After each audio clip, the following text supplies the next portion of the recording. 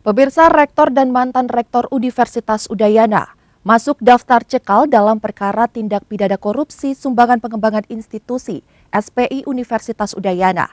Kejaksaan Tinggi Bali menilai keduanya berpotensi melarikan diri ke luar negeri.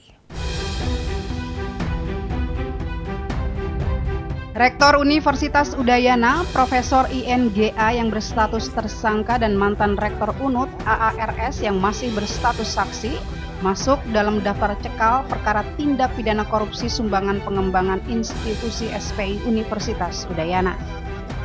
Kepala Seksi Penerangan Hukum Kasipenkum Kejati Bali Putu Agus Eka Sabana menyatakan surat keputusan cekal diterima penyidik pada Selasa 28 Maret 2023.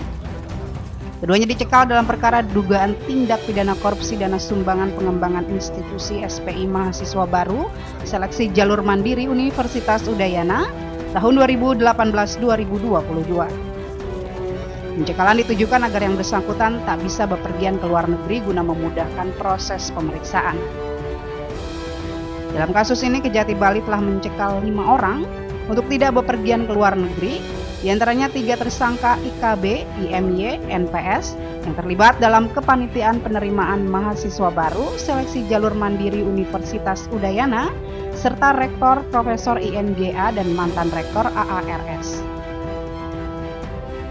Kami penyidik telah menerima SK pencekalan atas nama tersangka INGA dan saksi atas nama Ana Agung Sudewi.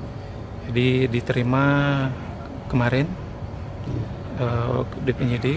Jadi sebagaimana yang kami sampaikan sebelumnya bahwa untuk tersangka INGA sudah diajukan SK dari pencekalan tersebut. Sebelumnya Rektor UNUD ditetapkan tersangka oleh penyidik Kejati Bali dalam kasus dugaan korupsi sumbangan pengembangan institusi SPI Universitas Udayana. Yang bersangkutan dinilai melanggar pasal tentang pemberantasan tindak pidana korupsi. Dari alat bukti yang didapatkan penyidik disimpulkan tersangka Profesor Dr. INGA berperan dalam tindak pidana korupsi dana SPI Mahasiswa Baru Seleksi Jalur Mandiri UNUD tahun 2018-2022.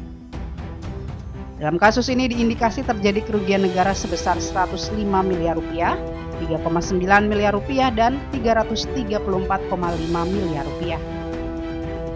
Dari Denpasar, Indira Ari, iNews melaporkan.